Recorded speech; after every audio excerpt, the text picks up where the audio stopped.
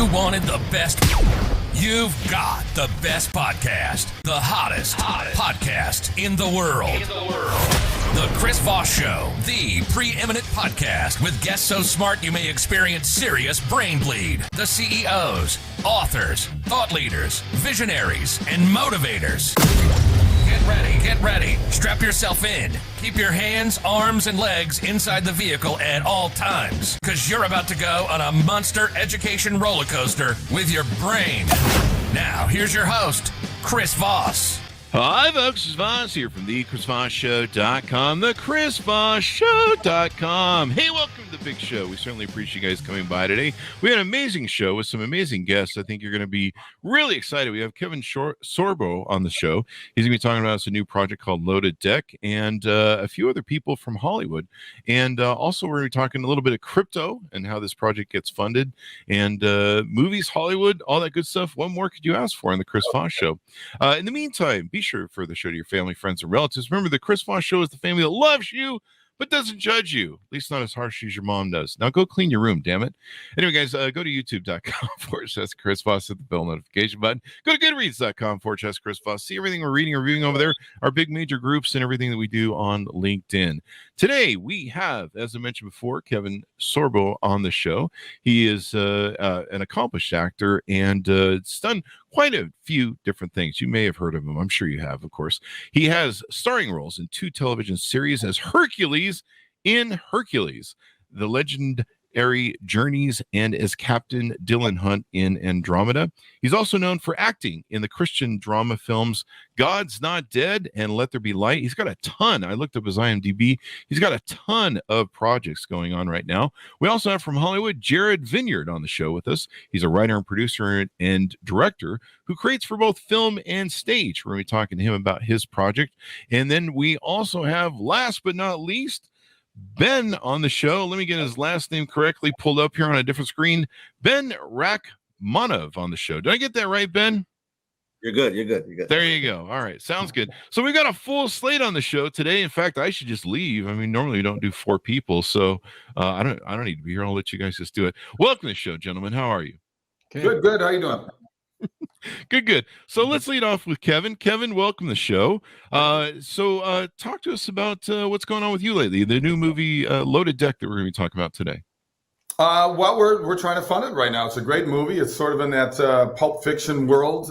It's just a really fun script, great characters in it, and we're doing what everybody else is trying to do and trying to raise money to get out movies that are fun and entertaining. And that's just sort of the nonstop bop. I have my own production company, so I know what it's like to try to raise money out there. But I have been busy. I got 3 movies coming out that are done. Be out in January and February.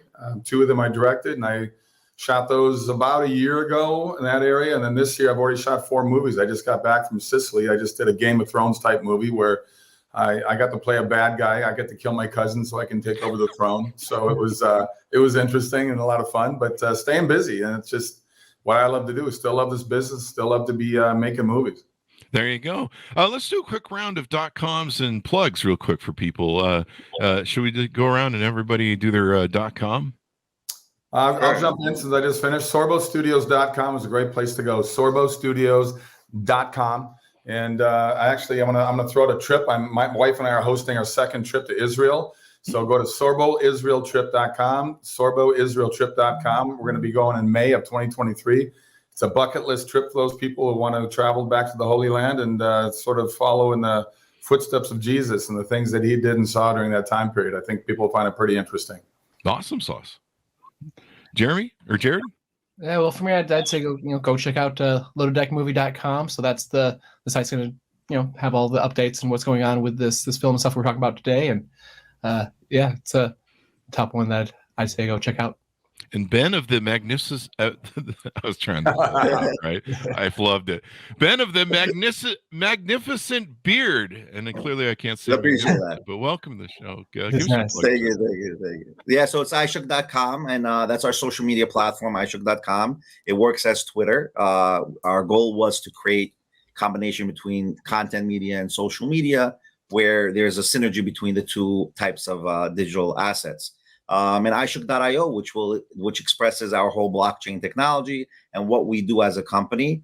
And those are the two sites that you can really learn about us more. There you go. I think you should change your name to that on LinkedIn. Ben of the Magnificent Beard. See, I finally got that. I finally nailed that. It took me a second. Yeah, but then I got to explain to everybody why I got the beard. You need to have like a voiceover that goes behind you. Ben of the Magnificent Beard. Is that what So guys, let's talk about this project, and I'll just toss this out to anyone who wants to jump in. What made you want to get involved in this project? Well, I guess Kevin should go first on that. Well, I just love the character. I love the characters in it. I kind of mentioned that real quick already, but I mean, they wrote a great script. It's a lot of fun. Just great energy, great action. And these are the kind of movies I enjoy doing. So I jumped on board the minute Jared sent me the script. I fell in love with it and said, okay, let's do this thing. So that's, really, for anything that I get sent my way, I give it 20 pages. And this one I read through the whole way through right away. Usually 20 pages in, I had to make a decision right then and there. But this one kept my attention. So it was good. And you guys have billed it as think Reservoir Dogs meets Sleepless in Seattle. Like, does Meg Ryan get shot in this? No, I'm kidding. In a twisting ride that audiences will love. What's the genre, I guess, overall of the story? Yeah, so it's basically an action comedy. So you've got the romantic comedy elements going on that are all kind of turned on their heads across the course of this movie. It's it's a lot like a crime film, like a Reservoir Dogs sort of thing, like you get from from Quentin Tarantino, just with a guy who should be in a romantic comedy as the lead. There you go. The Reservoir Dogs with a romantic lead in it. And then what role does Kevin play? What's the name of his character and stuff? Well, his character is Aces. Do you want to talk about your character a little bit, Kevin? No, I think you should. You're the writer. Like, let them. You get better details on every one of the characters more than I do. I like my name right off the bat, to be honest with you. There you go. Yeah. So he's a sharpshooter, basically the best in the world. He could shoot somebody between the eyes from like a mile and a quarter away. So he's got this very high skill. Basically, there's this crew of criminals that are kind of put together, and an undercover cop that's in the middle of them all. And so Kevin plays this really, really fun character, which I don't want to necessarily give away some of the fun elements that he gets to do with it, but I felt like it's sort of like in Butch Cassidy's Sundance Kid, Robert Redford's character in Sundance Kid. I like the line, I'm better when I move. So I kind of like the fact this guy, give him the action and let him move, and he'll hit whatever he needs to hit. Yeah. He's a big action guy. It's rather than let his gun do his talking sometimes. There you go. And I've got somebody jamming in the show. There's Kevin Sorbo is our Easy Way Lifetime Achievement Award honoree and of the year, and one of our celebrity ambassadors. I'm not sure. Was that plugged from your guys' PR thing? No, I got a feeling they're watching us. Eric Zuli runs that, and he's a hardworking guy, man. I love that because I'm the same sort of vein as he is in terms of getting yourself out there and working hard in this industry, because you got to do that because no one else is going to open doors for you. You got to make those doors open up. There you go. So in the movie, there's a love interest because you guys build it as Sleepless in Seattle. So Meg Ryan is not probably in the film. Who'd you guys choose to be the female lead in that? So she hasn't been cast yet. So we're still figuring out. So there's two leads that we haven't cast yet, and we're going after some names for them when we get there. I figured we'd get the money in place and then throw some money offers at some top people that'd be good. There you go. Very Hollywood. Well, we love the Tarantino-esque sort of action films. Is there going to be a lot of shooting, blood and guts, and all that sort of good stuff? There's a decent amount of shooting and stuff like that. I don't think it's going to be quite as violent as a typical Tarantino movie, but there's definitely some people who get blown away across the course of the movie. Well, hopefully, people are blown away by the movie. Hi, see what I did there? Very nice. Are there any other actors that we want to mention or plugins that we want to give for anybody that you guys have locked down yet? I'm seeing a few different things on your updates page. We've got quite a few in there. Quentin Aaron is in there. He was the main guy from The Blind Side. Fantastic actor. Daniel Baldwin, he's signed on to be in it. Kind of this big looming villain guy in the background. There's Dean Bakar. He's signed on to be in there. He's a hilarious actor. He's in like all the South Park guys movies. He's got a really fun part. So yeah, we got a nice crew rounding out here. London DeLeon plays Kevin's wife, Ace's wife, inside the thing, and she's a good actress and model, and yeah. So we've got some really cool people that are signed in to be in. And Daniel Baldwin will be my golf partner on our days off. We're both golf nuts. So oh, really? Oh, there you we go. do a lot of charity golf events together. Yeah, I mean they've been in so many movies. The whole Baldwin family. I mean, just this incredible amount of acting going on there. So, what is there any plots you want to tease out? Anything, any scenes or anything you want to tease out that we can entice people with? Maybe a scene that you like, Kevin, that you thought was like a great scene that really captured your interest. You got to come see the movie, guys. You guys shooting for a theatrical release? There's so many different releases. There's like Amazon and Netflix, and there's so many different ways the stuff gets released nowadays. Yeah, I want to start with the theatrical and then capitalize on all the other ones too. Yeah, that's the great thing. Theatrical is kind of important because usually what happens is that's sort of what Amazon and Netflix and other streaming services will base their offer on. Mm-hmm. So if it does X amount of money in theaters, that will definitely make it more viable for streaming. But, streaming is the way everything's going right now. I mean, I honestly don't know where theaters are going to end up 10, 15 years from now. But I hope they're around forever because I still love that movie experience as well. And I think a lot of people still do. Yeah. I do too. I was watching Quentin Tarantino in an interview recently. We tried to get him on the show for his new book. And I think we're still trying. And he said something really interesting that I never thought about because I was so happy to go back to theaters after COVID. Yeah. I went and saw The Godfather re-release. Oh my God. Wow. It was so magic. I never got to see the original Godfather, but he was talking about how he got to see, in Hollywood, as you guys know, you guys get those preview videos where you can get the movies before and you can watch them in a little theater or something if you want. And so he'd set up some movie that he thought he might be interested in, and he didn't like the movie. And he's like, this movie, I don't like it. But the experience of being around a bunch of other human beings and that kind of that tribal community element, hearing people laugh and breathe, and that's part of the whole experience of going to the theater. Yep. Yeah. No question. Yeah. And he said it made all the difference. When they thought television came around back, 70 years ago, they're all worried that, oh my gosh, no one's going to watch movies anymore. They were completely wrong because people still love that and still want to do it. And I think people are coming out of their caves finally. I think they're starting to realize this weapon of fear government loves to use over our lives. I think people are sick and tired of it at this point, and they want to get back out there and live lives again. And I'm seeing that everywhere right now. So it's just good. I've been sitting around looking for movies to go to the theater. I'm kind of there's only certain movies that I like. They have to be really well done. But God, going and seeing The Godfather, and I've seen a couple other movies recently that just that whole theater experience. Plus, I miss eating all that popcorn and getting sick off the candy popcorn. That's kind of the whole thing, really. The whole diabetic sort of overload. You get to that food coma where you're like in there. So this is going to be exciting. What's the release date? Are you guys pushing for or start filming for? Well, we won't know that until we get to the budget all in place and we get shooting and everything. So, right. There you go. Well, I think the goal is obviously we would love to start filming in the next 4 to 5 months for sure. Yeah. Mm-hmm. Just comes down to finding that getting the rest of that money in there and getting it rolling because the script sells itself. It's just a matter of now just getting funded. It's when you get in the independent film world, it's always a little tougher. I mean, if I try to raise like $3 million for one of my movies, that's like catering budget in Pirates of the Caribbean. They do $300 million movies, and that's the battle we got.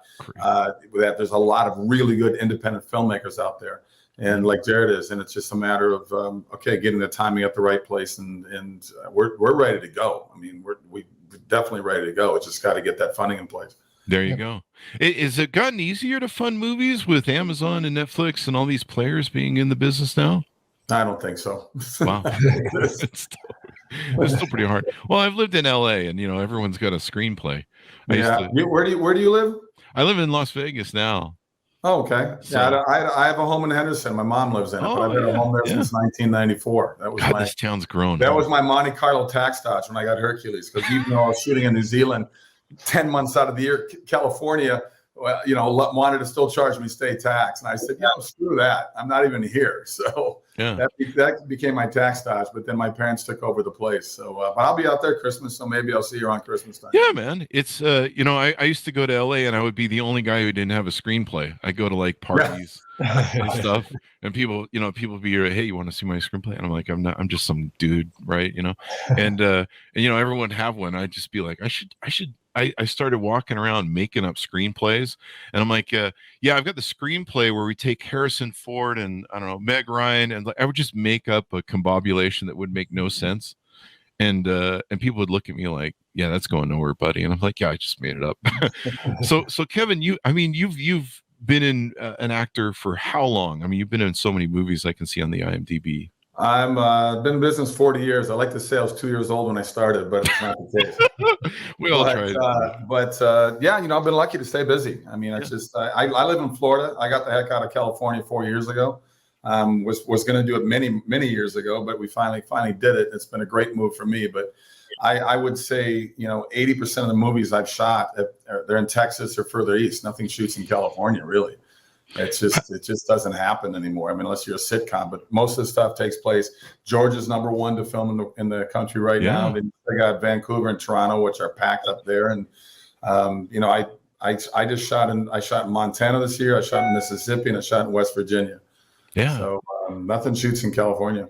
It's getting spread out. It's pretty cool that way. Yeah, well, there's bigger tax credits elsewhere, and better locations, and you don't got to deal with California. I mean, it's enough with the traffic and the taxes and the craziness of that state. So I prefer shooting in other states. I find the crews and the environment much more easy to deal with. That's what drove me out of California, the traffic. So how do you find, after doing this for 40 years, since you were 2, how do you find the ability to dig in and keep it fresh as an actor and really, bring that whole newness to a role? Well, I'm still passionate about the business. I have my love for being on a set with the creative chaos, organized chaos that being on a movie set is like. I still love it. I love working with people that love, we're in one of the few businesses, I think, in life that doesn't matter what side of the camera you're on, people want to be in this business. Mm-hmm. They don't just say, yeah, I accidentally fell into acting. I wasn't going to, that's BS. You wanted to act. Well, I didn't want to direct. Yeah, you did. You wanted to be a director. So I just think that, you get on these sets and you get to work with all these wonderful people from, hair, makeup, wardrobe, visual effects, camera, direct, whatever. These are all very creative people. And I love the whole process of that. So I haven't lost my thrill for it. I still get excited doing it. And it hasn't slowed down for me at all. And I admire a guy like Clint Eastwood. I've known Clint for, 25 years now. I've golfed with him, and here he is, 92 years old, and he's still thinking about doing another movie. So I love what he does. I always remind directors, just saying, Jared, I said, these guys want to shoot these 14, 16-hour days. I always whisper to them, I go, Clint shoots 8-hour days and makes Academy Award-winning movies. I'm just saying. There you go. Days in control. Yeah, that's true. That's true. But, he's got his crew. He knows, boom. They all know you get out there and you go and you're professionals on both sides of the camera. You can get these days done. But I understand 11, 12-hour days very easily, but when they get the 16 hours, I'm going, a waste of time on the set. And I'm not. I'm like a first AD assistant, where I'm always on the set going, "What are we waiting for? What's going on? Let's shoot this thing. Come on." There you go. So you've got is that the Hercules sword? I imagine from the movie. That was given me by my props department the very last day after 7 years, the very last day of filming, which was an emotional day for me because. You're on a show that long and you're working your 12-hour days for 7 years, and it becomes family, and they made that for me because they all went on to work on Lord of the Rings when we finished filming. And it says, Kevin Sorbo's got the years on there, 1993 to 2000 on there. It says, the journey's over, but the legend lives on, is what they put on this inscription there. So. See, what you need to do when you go on those sets that have those 16-hour days, you just pull that sword out and just kind of lightly start swinging it around. It's a heavy bugger, I got to tell you. We need to get some people working here. Put these times down. All right. Well, let's get to Ben of the Magnificent Beard. Ben of the Magnificent Beard. So let's talk about iShook.com and why you guys got involved in this project too.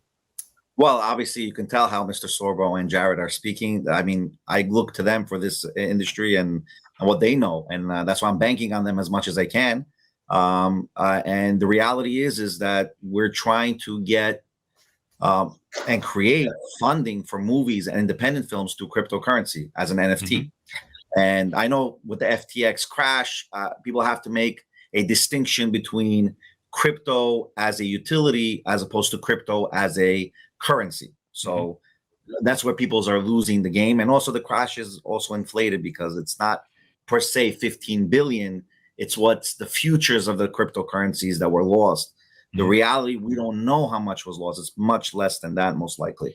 But in general, the cryptocurrency industry is working huge. Instagram, Facebook, they're all using Polygon Matic as their go-to NFT token. So what we're trying to do is create, and we're starting this with the first product in order to create a following so we can have enough data to show the global community. And that's the big point, by the way. The reason why I thought about going to the NFT project and making this movie an NFT project, because it becomes a global community. You can reach funds so much quicker with a cryptocurrency, meaning a utility token, as opposed to going to those, people who might not even want your movie coming out. So we're figured, okay, let's get the NFT out there. Let's create some sort of NFT, but we can't just go straight to a movie NFT. That's a little bit complicated. There's a lot of PR involved to that. So I went to Jared, and Jared spoke to Kevin, and we said, let's create a comic where we're doing background stories of the individuals. Let's create a NFT for that comic, not the general comic. Yeah. So what the problem is with NFTs, and this is why the NFTs have crashed, where people would buy NFTs of art for $600,000. Are you like, people have to really think about it. Kevin talks about the sword. Imagine that sword was just on a digital space. No one would want to buy it. I mean, they can't take it. So what we're creating is, and that's where we launched our other web app called Megatolia. It's in beta stage right now. Megatolia.com, which is short for Image Tolia. So there used to be a company that was bought by Adobe.com called Fotolia.com. It was a stock image platform, and they bought it for about $900 million. So we said, let's do tangibility and practicality with NFT. So what's the practicality? Where we're creating a database of people's stock images they can sell for actual dollar and cents. Then what we're saying is, now let's create a tangibility with NFTs, where we can create a comic book that will potentially, if a person like Kevin can sign, and now we have a certain set of this comic, and now we can sell that NFT for a certain amount of number with the comic. So you get the NFT, you get it registered, and now you have that comic that will be sent to you to your home. So it's a practical and tangible NFT. And we're taking basically the concept of ISBNs in books. Without an ISBN, you cannot own a book. I mean, you cannot publish a book, you cannot print the book. Well, you can print it, but you're not going to be able to sell it. You need an ISBN on it. So we're saying, let's create an ISBN model for images, for comic books that are collector's items, and for movies itself. And that ISBN will create a registration that this is the original legitimate movie out there, or the legitimate comic that's out there. So if a person has a comic, says, oh, this comic is worth $10,000 because Mr. Sorbo signed it. Whoa, that's a fake, because we have a list of all the ISBN numbers of the blockchain numbers that are associated with the comics that we bought, that we created with the original signature. So we just create a real tangibility to the NFT. This market is a global market. I mean, we can literally collect movies and fund movies in this fashion from today to tomorrow. We're doing this as the first time. So hopefully this will be the first and most successful of what we're doing. Awesome sauce. Now you sent me some pieces of artwork. I was trying to find them here on my LinkedIn. Is that some of the artwork that you're going to be using for the NFT? Well, Jared knows better. That's the comic page, I guess. The comic book, right? Yeah. So there should be the big picture there is like the main picture on the first page. So it'll have some narration stuff added to it, and some probably the credit lines would appear on that page and stuff as well. But yeah, I think he might have sent over some of the concept art too of the characters or something like that. But yeah, it's really coming along nicely. Our artist Rael is super talented, doing a great job with creating these images and stuff for us after I've written out the book and the story for him and everything. And so what the pages should have on them, and he's just going and cranking them out right now. The artwork looks really cool. How soon do you plan on issuing all that stuff? Should be December, something like that, when he finishes the art. So hopefully before the holidays, the Christmas and Hanukkah holidays. Maybe people can buy a few NFT versions of the comic before the holidays and gift it. Yeah, that'd be great. It's always a good giveaway. My brain just broke. You were saying December, and I'm like, God, that seems like a long time away. And I'm like, no, it's not. Holy crap! Wow. It's like 2 weeks away. It's December already. We've got interviews with authors that are publishing in 2023, and it's been the hardest thing. Like since October, we've got like stuff in the can that we can't publish till 2023, and I'm just like, my God, don't drag me into 2023. So what made you excited about this, Kevin, with NFTs and getting in this whole crypto thing? Have you gotten into this before? And I am still so ignorant of understanding it, so I leave it to these guys to do it. I don't get the NFT. I've been approached by other people with the NFT thing. I look at it and I go, I don't get it, how people make money on this. It's weird to me. It's beyond a foreign language. So I put my trust in what they're doing. And the Bitcoin thing too. I wish someone would have told me to put money into it 15 years ago, because I would have done quite well. But because I know a couple of people did quite well. But it's still a learning process for me. Trust me. Yeah, it's crazy. We should NFT your beard, Benny. We should. I was commenting before you guys came on. I was like, he's got like the whole Orson Welles beard sort of thing going on there. I tried to grow one of those one time. If Jack Dorsey can get a beard, I can get a beard. There you go. Well, just drink that zucchini water, whatever crap he drinks. I don't know. That's not that guy. At least they came up with somebody new to run Twitter into the ground. Right. There's that whole thing. So what have we touched on? Go ahead. An alternate Twitter. iShook.com is alternate for Twitter. We've been developing this company since 2013. Our main by the way, our main industry was the book industry. We've been in all the book shows, and we have our own ebook app. We have spent $1.5 million already in the company. And again, content is.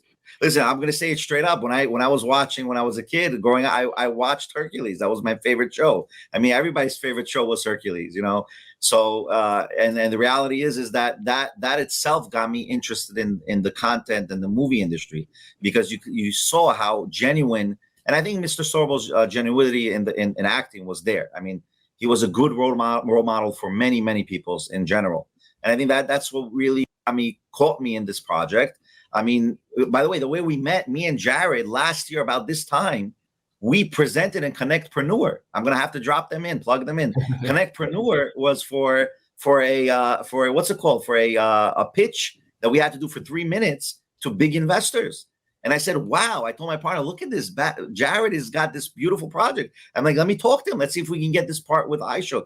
And listen, it's been a year's working on it. And the market wasn't so good, because the market did dip when it came to cryptocurrency. But now the market is going higher in the sense, because people are not understanding huge amounts of money is being funneled into blockchain technology. And blockchain, put aside from cryptocurrency, is the biggest thing that's going to be for tomorrow, where you have a public ledger of transactions. No one has that. No, you go to the bank, and by the way, that's where the enticement comes with cryptocurrencies, where regular people can now have access to money where bankers would need to have those accesses. So this is what this is where the enticement comes with cryptocurrency. But forget cryptocurrency in general. Cryptocurrency and blockchain technology will be the future, because the gaming industry has proven it to be the future. The only difference is, in the gaming industry, when you're buying in-app purchases from any video game, from Sony PlayStation to your iPhone to your Google Play account, it's consumable. But what blockchain technology will create is that these in-app purchases that are consumable will now be able to be transferred from friend to friend, or from user to user, owner to owner, and you'll have those public transactions available. And I think that will be the game changer for the moving industry. And that's where my dream comes into that point, that we can actually get this first movie to be the template for future movies, future fundraisings in general. And that's where I see it. That's going to be awesome. Did we get all the plugs in for iShook, where what you guys do, your app and everything like that? Yeah, I mean, it's going to be a lot, but it's iShook.io, Megatolia. it's there. It's a few. We have a bunch of apps that support specific genres of content creation. There you go. But definitely, I think the comic will be bigger, by the way, than actual movies, because what Kevin has done right now, and I think it's big. And I spoke to this with my partners and a few of my peers. What he has done with helping us doing this comic is now we're not going to just recruit actors and actresses to movies. We can recruit them to comics now, and they can get paid in comics in big funds. And then you can create a following for a movie prior to the movie's production. And then you're guaranteed that you're going to have those 100,000, 200,000 viewers for that movie. They're going to come to that movie for that. By the way, this is how Netflix and Amazon makes their money. They have direct access to books, especially Amazon. They have direct access to books that are being sold, both in graphic novels and both in comics and in books itself. And they know the data. They know if a book was read or bought 200,000 times, 1 million times, 2 million times. They got that data, and they can go approach that guy and say, we're going to make a movie out of it tomorrow. And guess what? They have the data how to make it funded. So we want that data for the independent film industry. Yeah, we've had comic book authors on the show, and it's just amazing, that industry. It seems like it's like one of those things that I grew up with as a kid, where we collected comic books and stuff. We used to have like a treasure store of them in the woods somewhere, or in our treehouse. And they're still like, I thought, well, those probably will go away, like with records and stuff. And of course, neither went away. So it's just amazing how popular those are nowadays. Definitely. It's awesome. That's the whole process. That's the whole subject of X-Men, and all these Marvel comics and DC comics. They're successful because they have a following for 70 years until they started making movies. Yeah, and people love consuming the content in that form too. There's a tactile sort of experience with it. And I still like grabbing a newspaper every now and then and looking at it, although I end up with ink on my hands. So anything we want to touch on or tease out before we go out, guys? I'm good. I think we covered some good stuff. Is there anything we need to shout out to the crowd out there, gentlemen, to have them come on down and see if they want to be part of the project? Yeah, definitely. So they should be going on megatolia.com. That's where we're going to do the fundraising for Loaded Deck. That's where we're also going to be able to sell the NFT comic, the collector's edition. The comic itself will be available in all ebook platforms, and obviously all platforms like Amazon or hopefully Barnes and Nobles and other places. But that's basically it. I mean, that's what we have available now. And we have a beautiful direct also domain name called megamoviesnft.com. So that's going to be the main domain name for the Loaded Deck and any future movies fundraising. There you go. Let's go around the room and get everybody's.com. We'll want to plug Loaded Deck down here. I see that you can subscribe at loadeddeck.com and get the newsletter so you can keep up on the movies publishing and release. Yeah, loadeddeckmovie.com. Yeah, check it out. Get on there, and you can contact us directly too. If you're an investor out there who wants to get into the movies, this is a great place to do it. Another good place is sorbostudios.com. It's another good place to go, sorbostudios.com. And let's not forget this guy, okay? Is it hard to stay in shape still? Still in 60 countries, guys. We were the most watched show in the world by season 3 in 176 countries. And I got to brag about that. No, it's the sin of pride, but how many actors can say that? So it's kind of cool to be part of that show. And it's interesting. I get stopped more now for the movies I've been doing more than I do from Hercules or Andromeda. I mean, they're still out there, but a lot of people are loving the movies I've been putting out there. So they stop me in airports, hotel lobbies. Hey, keep making movies. We enjoy following your career. So it's been a fun transition. That's awesome. You ever thought about redoing that, or is it been? I'd be too old for that role now, man. I was 230 back then. I'm 210 now, but it's a different 210. I still work out every day, but I would come back as Zeus. They could gray me up a little bit, and I'd play Zeus. There's plenty. There's the next 30-year-old ripped up dude out there, I'm sure, that would love that role, and I think they should redo it. Why not? I mean, they redo everything else, right? And it's still finished back in 2000, so yeah, it's probably due for a reboot. You do the whole handoff thing like they did with Luke Skywalker and Han Solo and Star Wars. We did 5 2-hour movies to start the series, and I got to work a whole year with Anthony Quinn. That was pretty cool to work with a guy that's 6-time Academy Award nominator, 2-time winner, and every Saturday we had dinner together for a year, and we became very good friends until he passed away. So that was, for me, that was a really big honor being part of that beginning of that series. Well, we've teased it out, so somebody write that damn script and get that thing going there. Maybe that could be the next NFT project. I would go see that. That would be awesome. I'm game. There you go. And there might be a couple ladies that might want to go see that too. You have quite the female following there. I think we had a bigger female population than male on that show. Well, good. It's good to have the fan base. Do you have a .com you want to throw out there, Jared? No, just do the Loaded Deck one. I mean, you can find me on LinkedIn, different places like that too, if you want. But that's the main one I'm pushing right now. They can follow me on Twitter. Facebook and LinkedIn actually took me down for posting things that were truthful about. Really? COVID. Oh yeah, I was posting misinformation. But today, of course, one of my Twitters was, anybody have any more conspiracy theories, because mine keep coming true. So there you go. That's funny. Have you guys gotten on that TikTok? That TikTok is hotter than my son does it. He does a joke today. He's got over 2 million followers. He puts me in about 20% of them, but I get stopped all the time by people saying, "Love your son's TikTok," and I'm going, "Hey, he's 2 million followers he's got."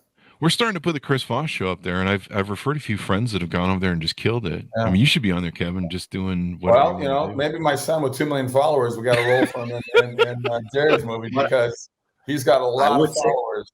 So I would suggest more people advertise to is a good idea. Right. I would suggest a dedicated phone for a TikTok. That's what I would suggest. Yeah, that TikTok, man. Yeah, I mean, I spend hours on the damn thing. TikTok, because TikTok, they check your keystrokes, so they data mine your keystrokes. So just get a separate phone just for TikTok, and then you'll be good. I gave up privacy a long time ago, but yeah, that TikTok is crazy, man. I'll spend hours on that thing. There's sometimes I'll be sitting there swiping at midnight, and it's 5 a.m. the sun's up, and I'm like, oh, this is not good. Yeah, so that tells you how powerful that is. Anyway, guys, and it's great for like comic book and movie stuff. It's great. So anyway, guys, thanks for coming by the show. We really appreciate you guys coming by. Thank you for having us. Real honor to have you guys. And get an NFT on that magnificent beard, Benny. There you go. Well, thanks, guys. Thank you very much, guys. All the best. Thanks for tuning in. Week as well. There you go. Thanks for being here. Go to youtube.com/Chris Voss, all the places you see us on the internet. Be good to each other. Stay safe, and we'll see you guys next time. Cool.